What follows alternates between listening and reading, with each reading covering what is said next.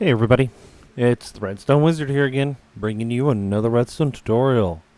This time, what I got for you is probably one of the more interesting builds, I'd say, at least for me. And what it is a villager trading hall.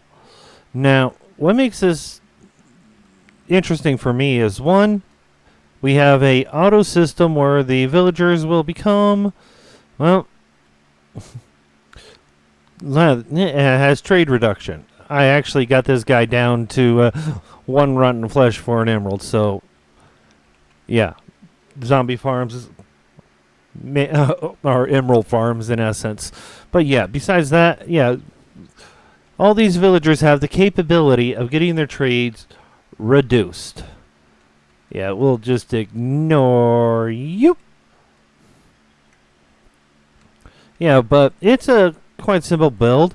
Yeah, it's two-way tileable because of how we have it set up. Now let's pick a guy. Well, let's see here. He's already pretty low, so we'll ignore him. What about the fisherman? Ah, 6 string. I got a lot of string. I want to get a lot of emeralds, so let's turn him into a zombie. And the zombie comes rolling up, hits him. We hit this button, get our golden apple, feed him, and as you see, he's up. He is now being changed into a normal villager. And that's because we got a dispenser of weakness arrows. So getting a fletcher with a bunch of weakness arrows is worth it in this case. Or being able to brew a bunch of them. That's all up to you. And we are just using a zombie to, well, control everything. And to be able to reduce the prices. So while this guy is curing up, let's take a look at what we got. We've got a single villager creating the village. All these villagers are part of this village. But he's the only one able to sleep. You can have him where he doesn't sleep or it doesn't matter. I just have him where he can sleep. And I got him as a nitwit just so that I don't have to worry about him linking to any workstation. Of course, you can always make a normal villager and give him a workstation. That's up to you. Now, the system actually can reset anywhere inside of itself. So if I hit this button, it will reset the entire line over there. If I hit this button, it'll reset all of them, which is crucial with this system. We're using minecarts with zombies and a control circuit. And almost done. And just to get a villager in, all you have to do is pretty much either put a block here, send him in here with a minecart, block him off with a workstation. Then you take this out and make sure that this is full with with your potion ingredients. In fact, you can even put has room for hoppers and hopper minecarts so that you can constantly keep this thing full with weakness arrows. But yeah, they will always... Oh, you reduced. So let's see what we got for here. See, simple reduction. We're able to get everything reduced down to 1 if we need to be. So, yeah.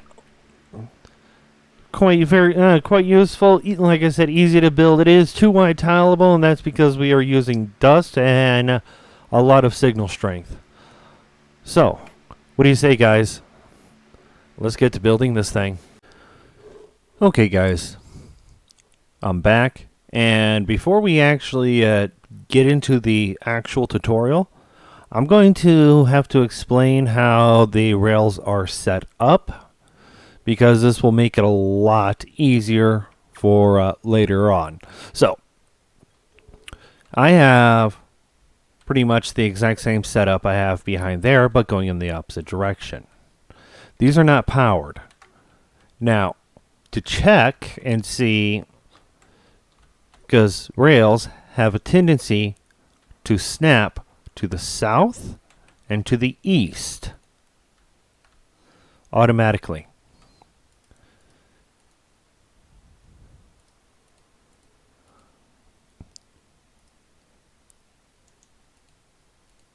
So they will always snap to the south and to the east before they will snap to the west or to the north. So keep that in mind when deciding the location you put this in. But but that's where this whole premise comes in, is just understanding that. Because if you need to, because we have this, in fact, actually, I'm just going to put a couple more here. And let's just say this is the end of the line. And we're coming here. All we have to do is when we activate the system's power, the previous, we want them to go there, this one gets powered. We want them to go here, this one, and this one gets powered because the minecart will go here. Bam. Then bam. And they'll just loop back and forth till these get reset and bam. So, but what if I want them to come in this way and I want this at the end? Then all you have to do is just invert them. And if this being your end one, it doesn't matter. But as soon as it receives an update and there's a rail next to it, it's going to snap in the opposite direction. So they'll be bouncing there and there. If we flip this one, go here, then bounce between those ones. It's honestly, it's just the standard rail minecart system for a junction or whatever you need. So let's just start out. First off, let's take a look at what we need to build this. First off, you're going to need about 2 droppers, well, at least 1 dropper, and any other block that an observer will be able to be detected. A hopper. I recommend 2 pieces of glass or 2 non-solid blocks. 1 observer. Bring about 7 torches per section, and this is per section. A decent amount of power rails, decent amount of rails, 1 comparator, a bunch of blocks to build with. So 3 repeaters, about 5 dusts, 2 buttons, and this dispenser has weakness arrows in it. And the one thing I didn't bring in here was the random item. So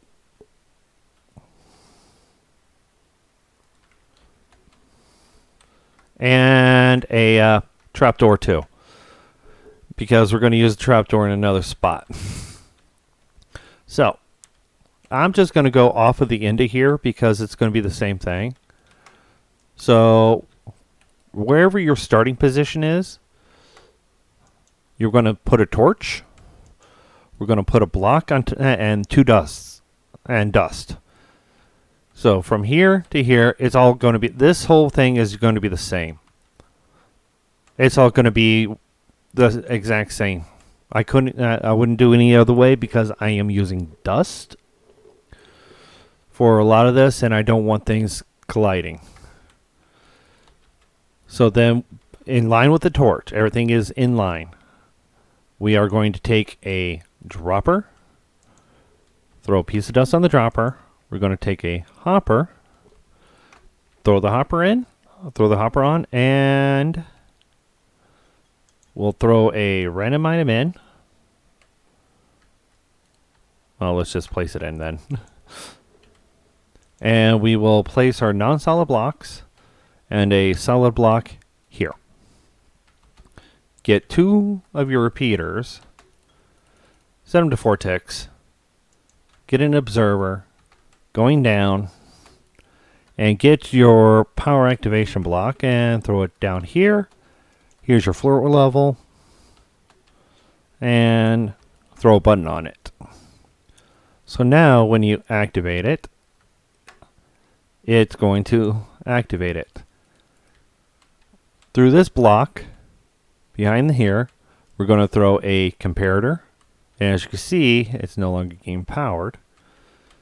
And if I just happen to come over here and just power this is just going to fully reset the system anyways. So now we got it powered.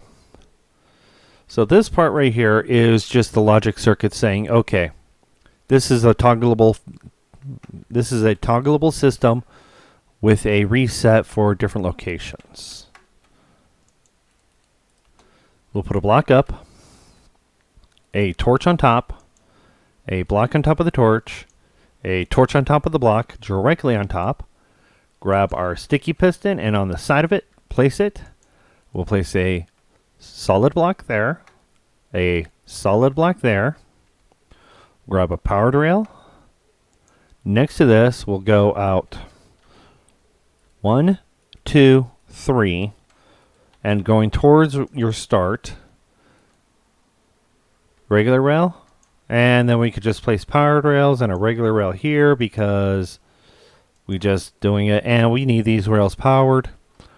So yeah, that's how this is going to go. So off of this bottom torch, we're going to go out a block. We're going to go, and pretty much all we're going to have to do is just make a line completely. I'm using nothing but repeaters here. You could find another way, but I found the repeaters to work out pretty well. So that's why I'm using them. So, and they don't send feedback into the other line either. And we'll just connect that all the way to wherever we're going to put the start. And the start's quite simple. It's just a zombie in a minecart on a powered rail with an inverse torch so that when it activates it goes. He was burning a lot whenever I was doing a lot of testing. That's why this is here. So this might not be necessary if you make sure he doesn't burn at all. Very simple. And these are all powered rails. So what we got here now is we're going to take a torch, place it on the back, a block on top of the torch, a torch, and here's the thing. If you are doing this where it is over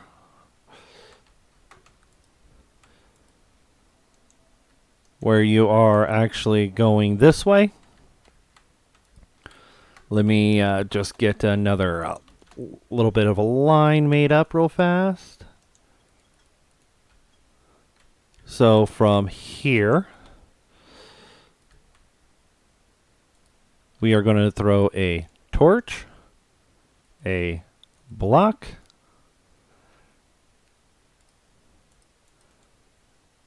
and a dust.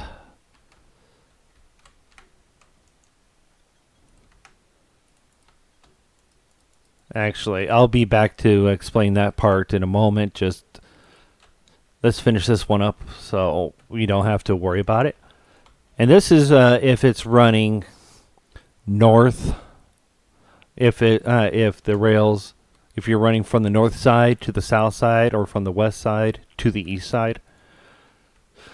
So we'll place a torch, place you there, place you there, place a block and a block with a dust. Now what that does is if I break this torch, because this dust is still powered, if I break that, it's going to flip it. This one will still be powered, but because of this line of repeaters, this entire line will reset all of these right there. Now this huge gap here is just because I couldn't find anything better to do a system reset than this sticky piston with a redstone block. It works great, so that's what I'm using. So let me get a little bit of a rail system set up over there so I can show you guys how to do it from the other directions. I'll be right back. Okay guys, I'm back, and so what we got here is the same setup going the opposite direction. This one works from when the minecarts are coming from the south and from the east, from the south to the north and from the east to the west. So now this one's actually less resource intensive. You're going to need 3 you're going to just need a couple less torches, but it's still going to be the same. So this whole line back there is the entire setup over there. So what we're going to do is place a block. We're going to put a dust, a block up, and 2 blocks. We're going to put a torch here, and 2 dust. Done.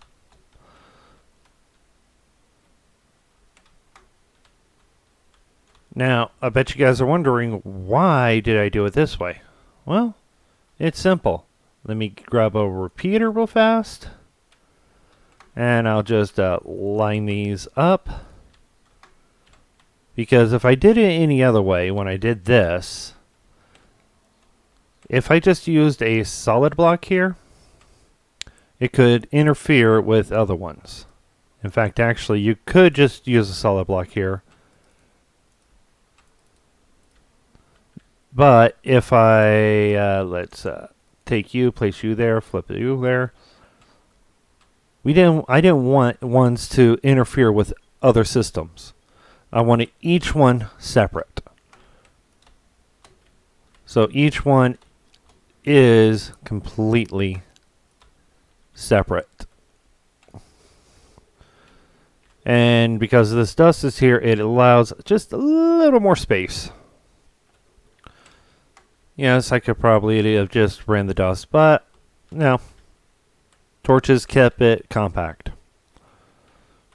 There we go. And that's how you run it from the south and to the east. This one is ran from the north and the west. More resource intensive for that one, for the rails. But other than that, yeah. And the whole thing is, once you actually get this part set up here, because you're pretty much done, I do recommend throwing a trapdoor here and covering this up to prevent the zombie from taking any damage. I have it well lit because I don't feel like having anything in here. And I'm taking the dispenser. Bam. Throw a button there. There we go. So if I hit this button, the zombie's just going to come down, looking at all the other ones, come up here, stop.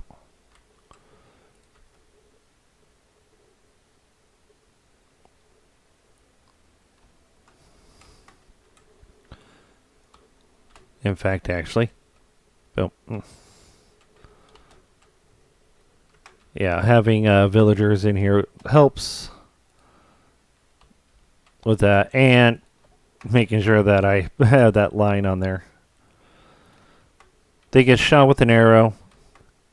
He gets sent, and I just have him set where he gets splashed with a harming potion. But yeah, that's the entire system with that. And just get a villager in a bed. These are all part of his village. He's the only one that can access the bed, so it's his village. And you will never get a single cat or a single iron golem in this system. They don't have to sleep. All they have to do is be able to work. And you could get yourself mending books for 1 emerald. Projectile protection for 1 emerald. I got 2 sets of mending for 1 emerald. Yay. So that's double the mending books. Get yourself some arrows of night vision for 1 emerald. Set up all sorts of get 1 iron for 1 emerald. Get 1 emerald per iron close by your iron farm. Cost reduction. Get yourself some really good picks for cheap. Get yourself some really decent swords for cheap. Get yourself a full set of diamond gear. Yes. For cheap. Of course. But yeah, I hope you guys enjoyed the video. If you liked it, leave a like. If you have any questions or comments, you can leave them down in the comment section. If it's a major issue, I do recommend joining my Discord. Link to that will be in the description. I'm fairly active on there as much as I can be, depending on what I'm doing there in that time frame. If you want to support me, subscribe and join my Patreon. Link to that will be in the description. But you guys, this is the Redstone Wizard. Enjoy building.